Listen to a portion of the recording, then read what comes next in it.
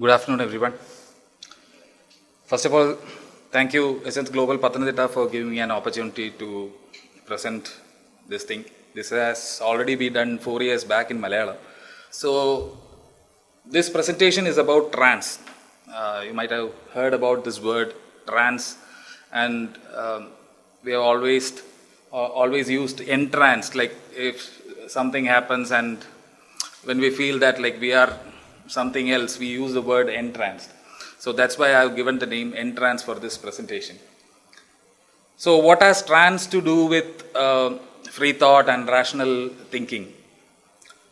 You might have come across this art form. It's called Theyyam. It's very popular in northern Kerala, especially Kannur, Kasargod, and even in some parts of Mangalore, I guess. So like recently, there was a very viral video of Theyyam throwing one kid on the ground and another man who almost smashed his head against a pole. This happens because like he claims to be something else. Like nobody is bothered about he doing all these things. People don't complain about these things because people think he is possessed or embodied by a spirit or a god or goddess, whatever it is. So is he just acting out the whole stuff, or is he in a different state of mind? That is the whole point of the presentation.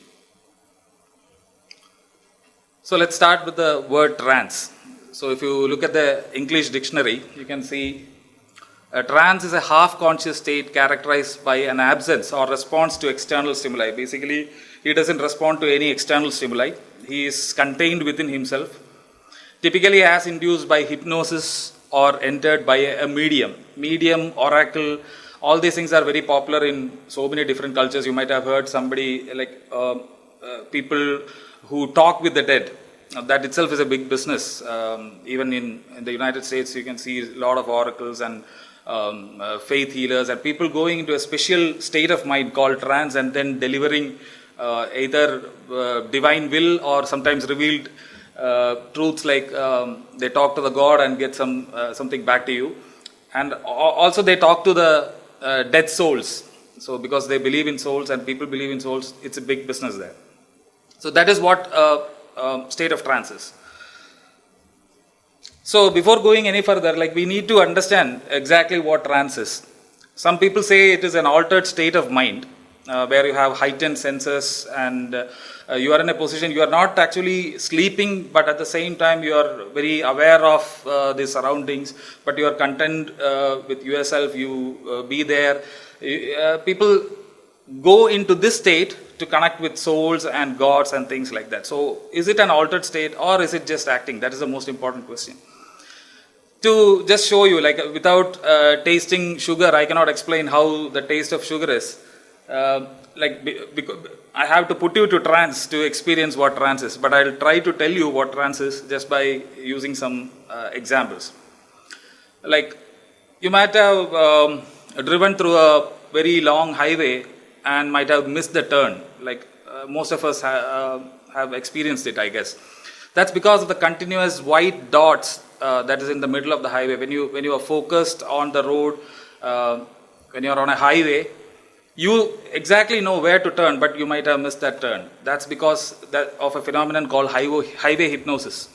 That is also similar to trance-like experience. That is the kind of thing. Like you are aware of everything. You are not sleeping. You are not daydreaming, but like you are not very. Like there are so many things that we do on autopilot on a everyday basis. Like if you look at like brushing your teeth or having food, everything is automated. You don't think about those things.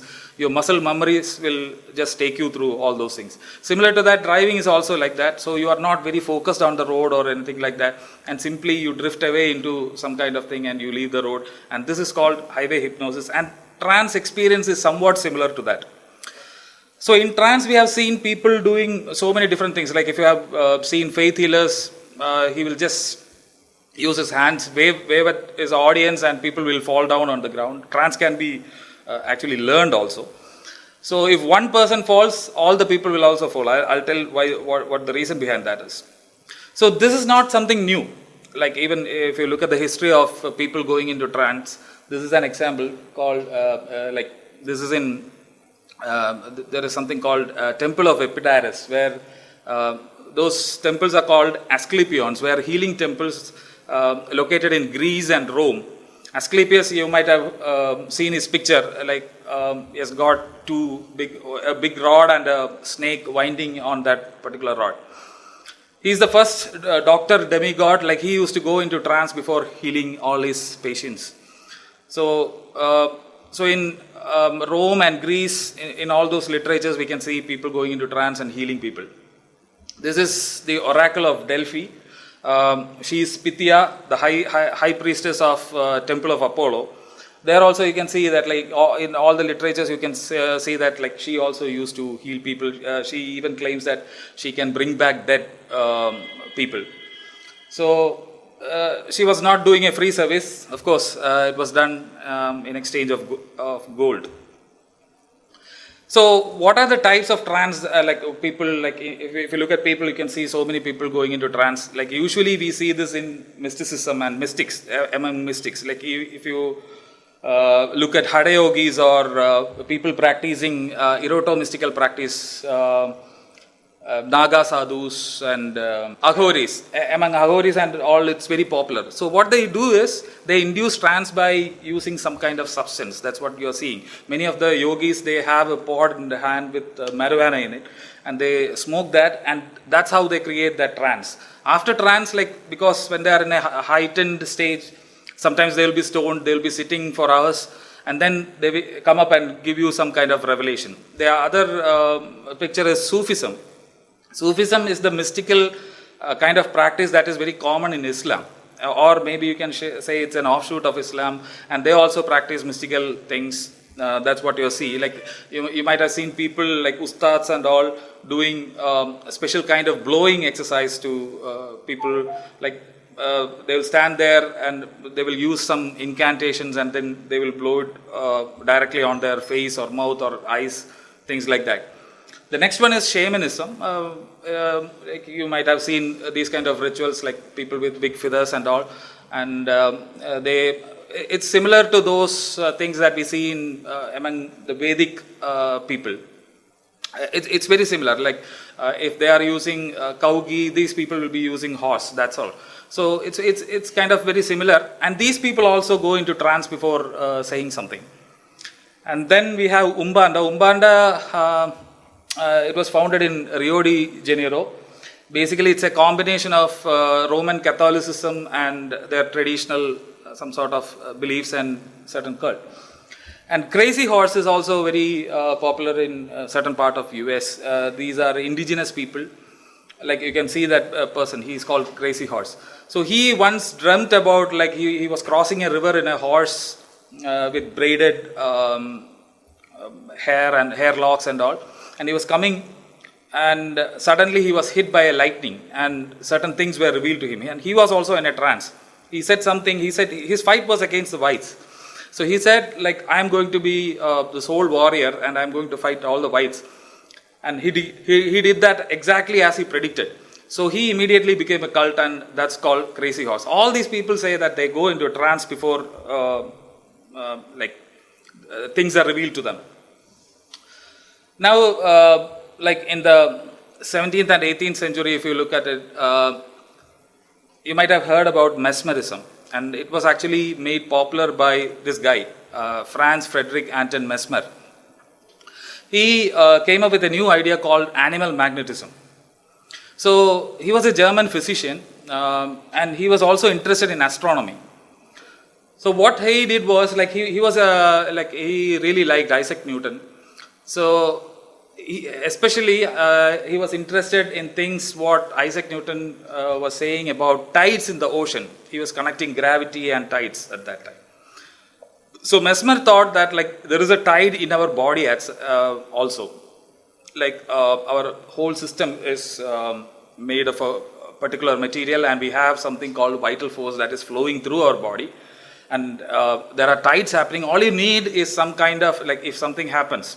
For example, I'll give you an example. There was a lady who was diagnosed with hysteria. So what he did was, he made a special concoction where he added a lot of iron into it. Then he made that lady drink the whole potion. After that, he attached different magnets onto her body and did some magnetic passes. That is what he calls. Simply, he waves his hand with 2 or 3 magnets, and he goes through, caresses through all the body, and immediately what happens? Like she said that her hysteria is gone. That became known as animal magnetism or mesmerism. The interesting thing is that he tried it even without the magnets, and it was working. They claim that during this experience, the patients go into a special kind of trance where they have convulsions, they jolt, sometimes they bend their body, arch their body, and sometimes they even see things in the past life.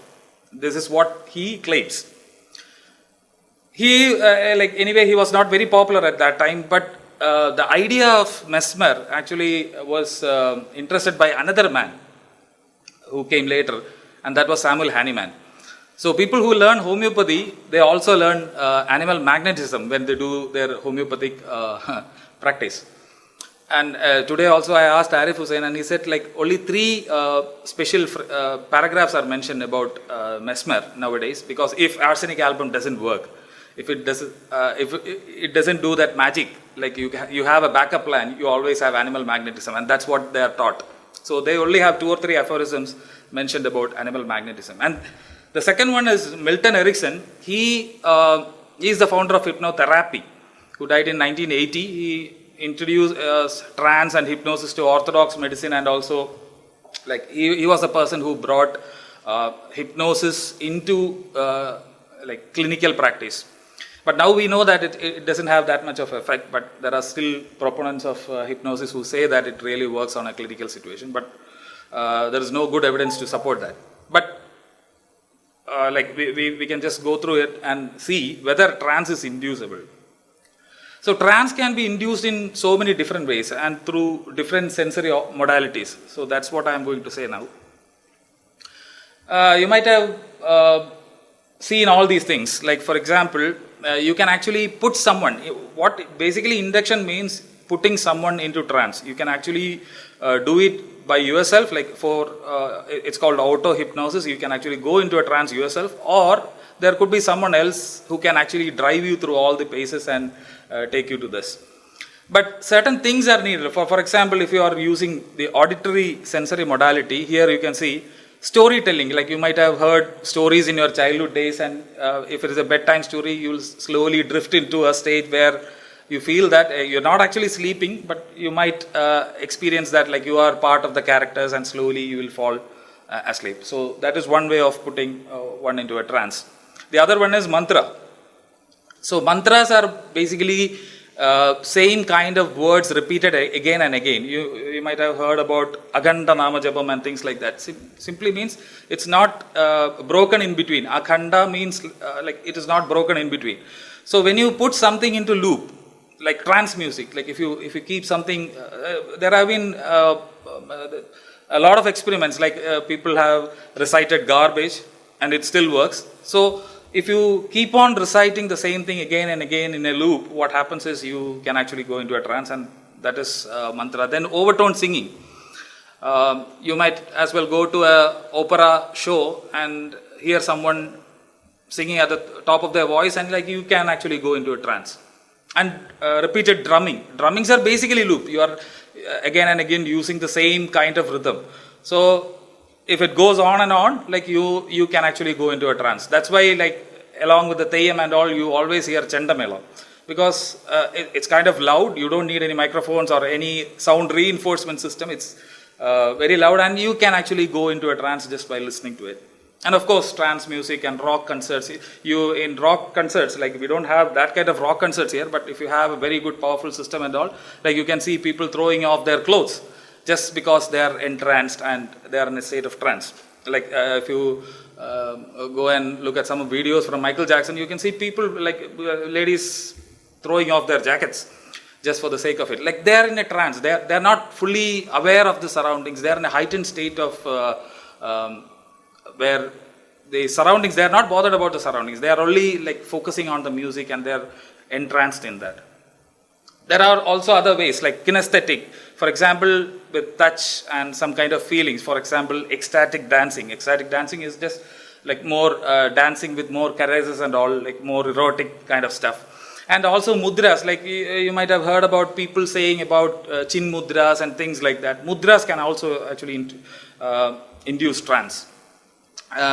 Storytelling by movement, mudra, embodying rituals. Embodying rituals, like it's very common actually in stories in Kerala. Like for if you have heard about Shankaracharya, he suppose like he was in a debate and he wanted to know what sex is like, because that is the portion where he doesn't know, and he was about to lose the argument. So what he did was he transmigrated his soul to a dead king, and finally he woke up and he had a good time with his wife and then came back to his body. So these things are called embodying rituals. So it's not that his soul, there is nothing called soul, and it's not that his soul went and came back, but he was in a trance-like state and his body was closely guarded by one of his disciples. I think it's Padmabhadra or something. So these are embodying rituals that can actually take you to trance. And yoga, people always claim that, like, that's why you have a yoga position and for people who want to go into trance. And breath work. What is breath work? Like, people always ask me, like, whether it's okay to do meditation. It's a benign thing, no? Like, why can't people do meditation? But the interesting thing is that, and the next thing also, like oxygen deprivation. Oxygen deprivation itself is enough to cause some kind of a trance experience. Even before fainting, like, you might feel really good. Why is breathwork so dangerous? Like, even if it is an offshoot, I'll just tell about that. The thing is that your brain has evolved in such a way that the blood vessels that is flowing through your brain and the main energy source to the brain, it works depending on the level of carbon dioxide. Carbon dioxide has a higher depletion rate. Like, if you inhale and exhale rapidly, what happens is your carbon dioxide will be depleted much faster. And the absorption of oxygen is much slower. So what happens is you will get hypocapnia, which means you will the level of carbon dioxide in your blood will come down. And if it comes down, the blood vessels in your brain will shrink. And the opposite happens. For example, if you have more carbon dioxide in your blood blood vessels will dilate, especially in the brain. So if the vessels are constricted, what happens is there will be less oxygen flowing to your brain because it's carrying less blood to the brain. So that is the biggest issue. So what happens is, when you have less blood, you might find it very helpful. Sometimes some people feel euphoria and people are really happy depriving oxygen to their brain. So that is one thing. And also the biochemistry also changes. Like, for example, the carbon dioxide in the blood, okay? The carbon dioxide, when it accumulates in the blood, what happens is it reacts with the water in the blood and it becomes carbonic acid. And when carbonic acid is there, it changes into H plus ions and also bicarbonates.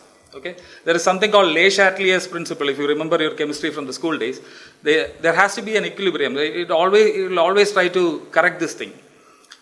I don't know whether I'm going too technical. Anyway, what happens is, when the carbon dioxide level goes up, your H plus ions will also go. So what happens is, if the H plus ions goes up in your blood, you will have a condition called acidosis, because if you have more H plus ions, the pH level will come down and your blood will be acidic. Okay, and what happens is, if you have less, usually our body is more alkaline. It's somewhere around 7.3, 7.4, slightly towards the alkaline side. If you have less hydrogen ions, what happens is your blood will be alkaline. So it's not a good idea, like millions of years of evolution has perfected your breathing mechanism and all. There is no point in forcing you to do some kind of breathing exercise or going into a deep state of meditation just by inhaling and exhaling. That's the whole point. And of course, sexual stimulation can also be a main factor in introducing trance-like experience. This is another thing, visual clues, like you have visual storytelling. If you are in a cinema, like after maybe half an hour, you are all part of that character, right? I can see that, like, I am putting everyone into trance. It's a post-lens session, this happens usually. Anyway, it's a physiological response. I'm okay with it. So, Then if you look at theatrical arts, if you look at symmetrical patterns, strobe lights, like if you are going for a disco or something like that, there will be strobe lights, and that can actually induce a trance. And there is one more way, olfactory. Olfactory means like just by introducing some smell. For example, you might have heard about attar, like it's very common. In all the ritualistic performances, you have incense sticks, like that's quite commonly used, and that's because of the fragrance. And also even flowers. That's why you take a red rose to a lady, because the smell itself is enough to cause some kind of trance experience. So by auditory means, by visual means, by kinesthetic means, by olfactory, and there are other ways also, like gustatory. For example, fasting is a very a good example. That's why you have so much of religious fasting. Like there is a festival in Trivandrum called Artigal Pongala. Just before that, what they do is they have a special ceremony for the kids called Kuttiotam, where they pierce all these big, like, what do you call that? Big iron rods into their skin and all. And they also pierce all the cheeks. But before that, like, they need to prep the case. So I think it's for 41 days, they keep it in a very tight, they are not given all the foods they want. They are kept in a special way that hunger itself will induce these kind of trance. So once in the trance, they don't mind being pierced. That's what happens. And psilocybin mushrooms, you might have heard about magic mushrooms and things like that, that can also induce trance. And of course, marijuana. And there are so many other psychoactive substances that you can take and get into that trance-like state. So I was explaining what it feels to be when you are in a trance. And there are other things like, for example, if you have seen somebody face an accident or somebody is down on the floor hit by a car, if you go up to him and say, like, if you give some instructions, you can see that, like, you can easily handle him. He's not resisting anything. He will be like just obeying because he is in that kind of shock and he's in a trance. And another thing is sleep deprivation. If you are deprived of sleep for maybe 3 or 4 days, then you can easily fall into trance.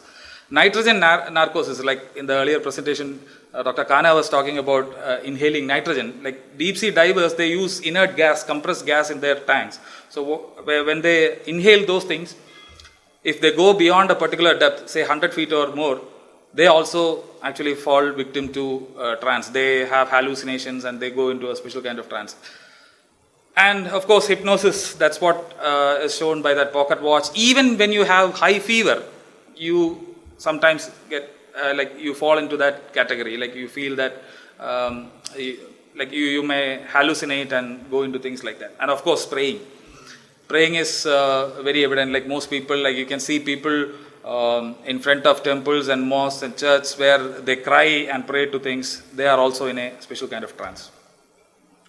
And there are some naturally occurring trance which I am not going to go into details, like dreams, lucid dreams, psychosis, out of body experience, all these things. And in trance, like some religious people may even use other tongues. For example, there is a phenomenon called glossolalia, where they immediately go into some other language. It's not actually, not even a language. Yeah, exactly, other tongue. And that's quite common. Like you can see some people doing this. So, is it just for humans? So that is a very important question. Like, are we special in any way? Like, we are designed in such a way that we can actually go into trance and animals cannot? No. These animals can actually go into trance. And there are very good reasons why they evolved these kind of behaviors. First one is an opossum, similar looking to a mongoose, like what we have here. Possum, and then you have the barred green snake. The next one is a frog. The other one is a swift, and the last one is an ant. So whenever these animals or insects are threatened, what happens is they go into a special state where they play dead. So there are certain things that trigger the predatory and prey. That response is very important. Like if you are running, you are prey. If you are chasing, you are a predator. So that is a basic thing. So it's always good to fall back to like maybe stop running. Like if you are being chased by a dog, it's always better to stop there, because once you run, you are a prey, and once you stop, like immediately the predator is confused. So that is called a freeze response. Like usually freeze response is like even when you walk through a small forest, and if you encounter a dangerous predator, say a tiger or something, there can be 3 different responses. One is fight. If it is a smaller prey, or like if you are cornered, you don't have anywhere to move, like you can fight it out, or you can actually run away from it. Okay, it's called flight response. And there is a third option. If the predator has not seen you, but you have seen the predator, there is another thing called freeze response, which means you are staying still. You are better camouflage if you are not moving through the jungle. So you can just stay still and evade the predator. So these are the things that kept evolving slowly, and all these things, like I'll show you videos so that these are pigeons. You can see that they're all lying on the ground. Alligators can also be hypnotized. Chickens can also be hypnotized easily. You just need to keep it still and draw a line just like that. So once those alligators are tickled, they come back to life again as if nothing happened. So it's quite evident, like everybody, that movement itself is very synchronized, and everybody bounces back to life again once the predator is gone. So do we still have any advantage of having those kind of responses like tonic ability, tonic immobility? And in humans, like if you have seen any hypnotherapy sessions, you can see that like some people will freeze their hands like this. That's called catalepsy in hypnosis, but it is similar to this, like all the muscles will be really stiff. So there are well-defined neural circuits to support social engagement behaviors and defense strategies of fight, flight, and freeze. We have those kind of wirings without being dependent on conscious awareness. You don't have to really focus on these things, but it happens involuntarily. The nervous system evaluates risk in environment and regulates the expression of adaptive behavior to match the neuroception of a safe, dangerous, or life-threatening environment. Social behaviors associated with nursing, for example, a mother has to nurse, reproduce, and the formation of strong pair bonds. There is also like we know oxytocin, which is very important for pair bonding, require immobilization without fear. For example, like if you have seen king cobras mating, there are 2 possibilities. Either one king cobra can actually find a mate, or sometimes it might also end up as a meal for the other. This happens quite frequently. That's because like your mate itself is a dangerous predator, so you have to be very careful. King cobras are real cannibals. So what happens is they have to approach with caution, and at the same time they have to like stay without much movement. So that's why immobilization is very important. So that's why that circuitry evolved. Immobilization without fear is mediated by a co-opting of the neural circuit regulating defensive freezing behaviors through the involvement of oxytocin, a neuropeptide in mammals involved in the formation of social bonds. So that part is also very important. Okay, now I was talking about trance, and let's come back to hypnosis. In hypnosis, you usually see somebody who is like, there will be a person who is going to put you to trance. It's not done by you automatically, but someone is there, he will give you suggestions, and that's how you go into a trance. So, a hypnotist will, like if you have seen stage hypnosis, like there are shows where stage hypnotist will be there, he will be putting good trance music, like soft music behind, and he will be choosing audience based on like how suggestible they are. Suggestible means like these people should, once after entering the trance, they should take suggestions from the hypnotist. There are so many tests that can be done by the hypnotist just to find out whether these people are cooperative, whether they agree with him or not. Once they find out who all people are highly suggestible, they will call them to the stage, and they will make them quack like a duck sometimes. Sometimes they will make them forget certain things like a name or something like that.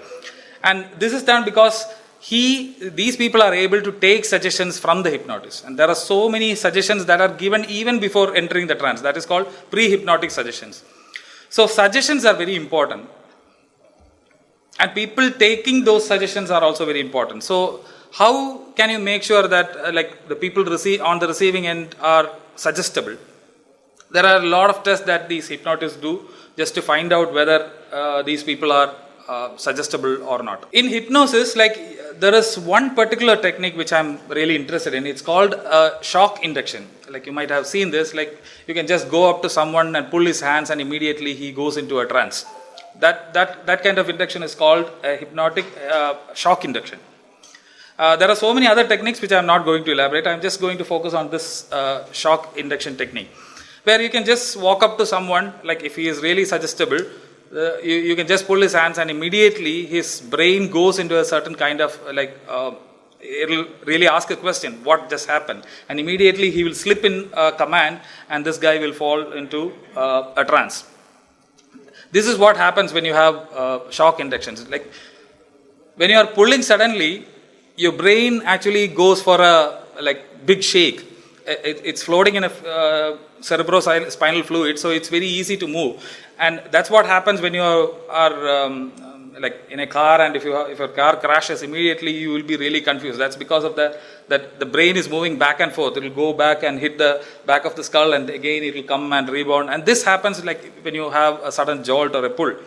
The same thing happens in shock inductions as well. And at that time, when you hear the word, or when, for example, if you are hearing the word sleep, immediately what happens is you know how to respond to that command, because you have seen so many shows and seen hypnotists doing the same thing, and immediately they go into a trance. That's what happens. And you can try this on many people. I have tried this and this works.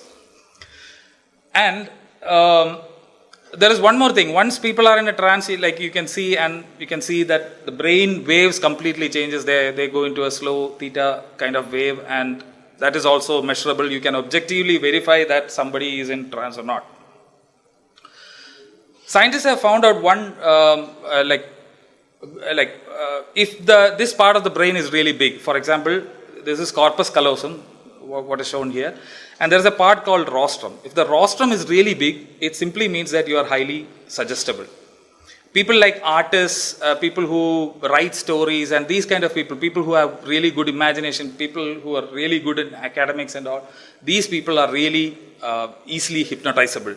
It's very counterintuitive. We might think that, okay, like people who are really good in academics and all, they might, okay, they will be very skeptical and they will not go into a trance. But the opposite is true. If you are very imaginative, if you can imagine things very vividly, very clearly, there is a very high chance that your rostrum is also big and you can actually fall into hypnotic trance very easily. So no wonder why people in big institutions believe in all these things. So in order to explain the mind, this is the best theory that I have come across. This is called attention schema theory, proposed by Michael Graziano. This is a very materialistic understanding of how our consciousness works. And the interesting thing is that, like, he explains it with this simple graphic. Like you can see a person seeing an apple. Unlike this camera, this guy will be having a subjective experience as well. He will feel that I am watching the apple and I am watching the apple. So these kind of things happen because he suggests that there is a schema going in between. For example, I'll tell you, like we have a body schema. For example, my hands are moving, my brain is recognizing it, and immediately I can understand it's my hand and it's curling up and working. Similarly, we have a schema for the brain as well. That's what he is suggesting. So it has evolved in such a way that we don't recognize it. It's all about focusing attention on different things. He demonstrates that with a very simple example. He calls his puppet in his hand Kevin. For the first few minutes, like once you start watching this show, you immediately feel that that's a puppet. Like when you start watching the show, it's just a puppet, right? But if you keep watching the show for 10 or 15 minutes, immediately you will start to assume that it is a living thing. You will start to empathize with that thing. If I even pinch that and if it cries, you might even feel the pain. That's because you can actually focus your attention onto that thing. That's why you feel empathy for this. That is not even a living thing. You know that it's just a show, it's a puppet. And he's using ventriloquism to demonstrate that. He's just using his sound just to make believe that this is a real animate thing. So that's why we can attribute, like people will ask, what is there in this doll? What is there in this deity, in this idol? Because you can actually give conscious attributes to even a stone. That's possible. with attention schema theory, it's all explainable. And the interesting thing is that, like, this is called a Stroop test. You might have seen this. This is how our brain works. Your brain can easily be tricked. 3 different parts of the brain are involved just for, if I give you this test, 3 different parts of the brain are involved. One is anterior cingulate cortex, and even the most important thing is the prefrontal cortex. Both are working. So if I am asking you to read this, but only the color, not the word, try reading it. It's very difficult.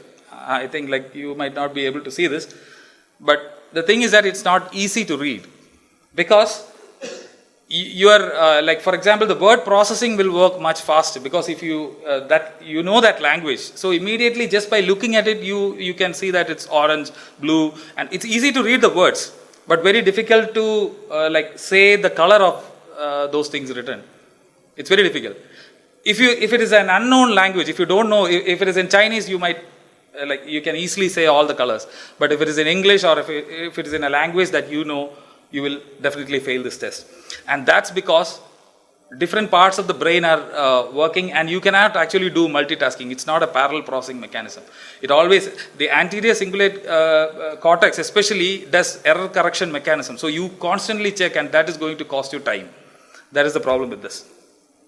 These are some examples where you see all these things. Like if you have gone through the presentation, like if you have paid attention, you can see that all these things are, some people act, of course, there are charlatans everywhere. And some people are genuinely, they fall for this trance. And you can see sometimes it's demon, sometimes it's a deity, sometimes it's a goddess. It can be anything. Depending on the culture, it will change. Trance can be learned as well. I told you. On the first image, you can see this is how Veda is taught. And like if you look at them, you can see that they constantly shake the heads just to create that kind of shock induction. So these things act as suggestions. That's why they constantly shake the head. And you can see that like the lower one is Beli Darpana, like if you have seen those kind of rituals, where they invite the soul to sit on that darbha.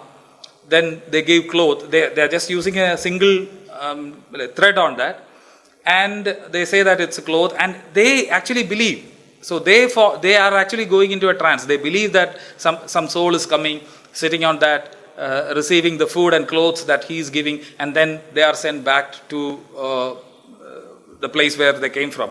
So these things act. They are in a trance when doing these kind of things. Like if you are really involved, and if you have a big rostrum, there is a high chance that you might fall for this. And this thing is across cultures. If you look, like you can see, Ruqya is also a kind of like Sufi kind of mysticism, where people use certain dolls. They then hammer it with small nails, and immediately, like if a person knows that, he might also feel the same thing. This trick is actually performed by mentalists as well. That is what I am showing on the right side of the screen. So the same trick is performed by mentalists, but they are not claiming any divinity or something, but these people take money from people and do the same thing there. So the main idea of the talk is to say that, like, people always say hypnosis is unreal. No, it's completely real. You can actually go into trance. But the thing is that in so many religious practices, what they do is they induce trance, either by just throwing vibhuti, or maybe waving their hands, or maybe doing some kind of, they use like multi-sensory modalities. For example, they use the visual clues, they give you the auditory, like Chandamelam and all, and also that aroma, that the fragrance they spread in these kind of rituals. They have special, what we call kalam in Malayalam, special kind of paintings which are very symmetric. All these things are can actually stimulate some kind of environment where you can easily fall for a trance, and that's what is happening when you see all these kind of like we always like wonder why these people are like this. But the thing is that, like, you can actually fall into a trance. And I like to end my presentation with this quote: "Those who can make you believe absurdities can make you commit atrocities." And that's a quote by Voltaire. Thank you for your patient listening. Thank you.